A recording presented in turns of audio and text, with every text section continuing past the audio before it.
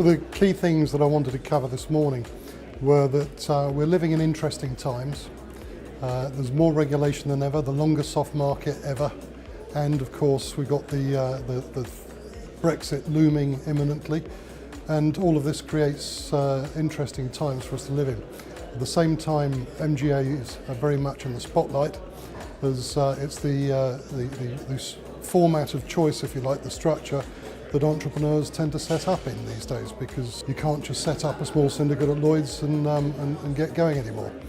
So consequently, we're in the spotlight. Solvency II has led to greater appetite for data than has ever been seen from our insurer partners, and we have to be that much more professional.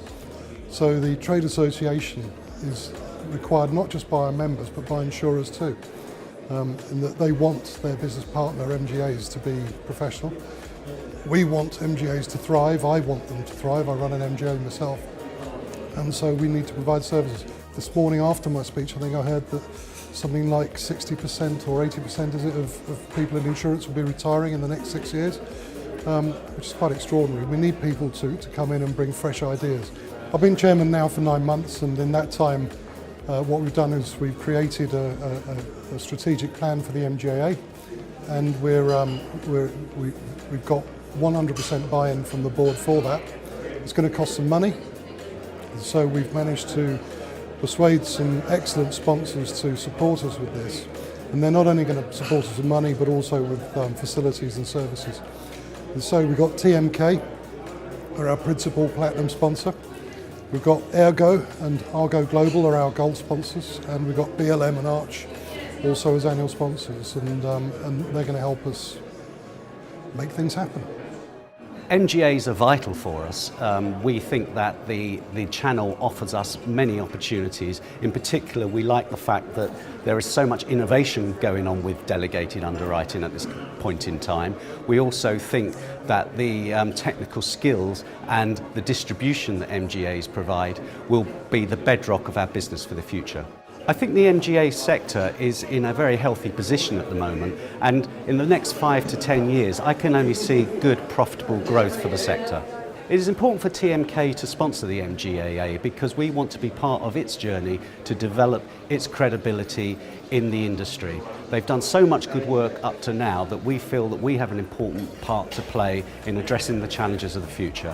One of the key things is the importance of the MGA market. I mean, it's a growing importance, probably represents 10% of the P&C market here in the UK. It's the same thing actually in the US. So I think we talked about the evolution of where we've come from today, and I set my first MGA up in 1997 in Spain. We talked about the MGAs of the 80s and how, in a way, what perhaps was once perceived as a slightly tertiary side of the market is now absolutely mainstream. The broker, the MGAs, the insurers are trying to get costs out of businesses. How do we deliver the best product to our clients, the best service to the client? And to do that, we've got to work out where our roles in that. And I think the MGA has a key role to play on that.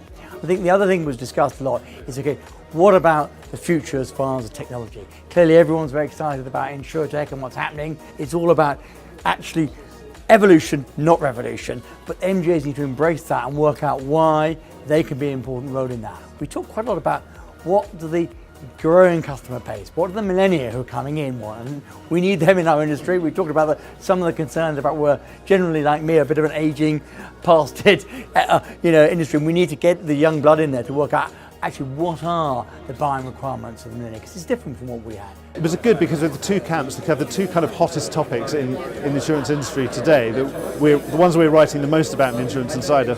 Every single day we write something about an MGA starting up, and hundreds of those new startups every day. It's almost like a joke. And in InsurTech, again, we've got an InsurTech correspondence.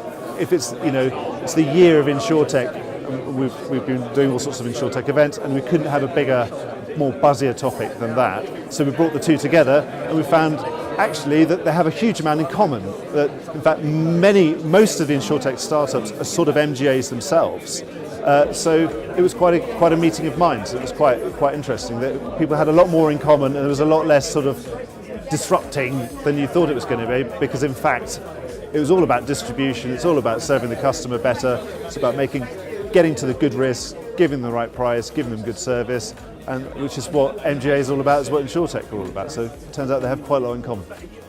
It's difficult to praise what you talk about in a few minutes, but I think the messages I wanted to get across were, A, I'm a fan of MGAs. I think it's a good way of writing insurance. I've supported it for a long time. That I'm worried about it doesn't get over-regulated. It's fit for purpose, the regulation. And it's a very difficult market. I hope MGA managers understand that they need to make a profit for the underwriters. The challenges of process are real for the industry. It doesn't matter whether you're MGA or carrier or broker or whatever. And the people that don't embrace that are the ones that are going to be the losers without any question at all. And I think the sooner we as an industry and individuals within the industry recognise that, the better. So that's the sort of one side of it, which is the process side.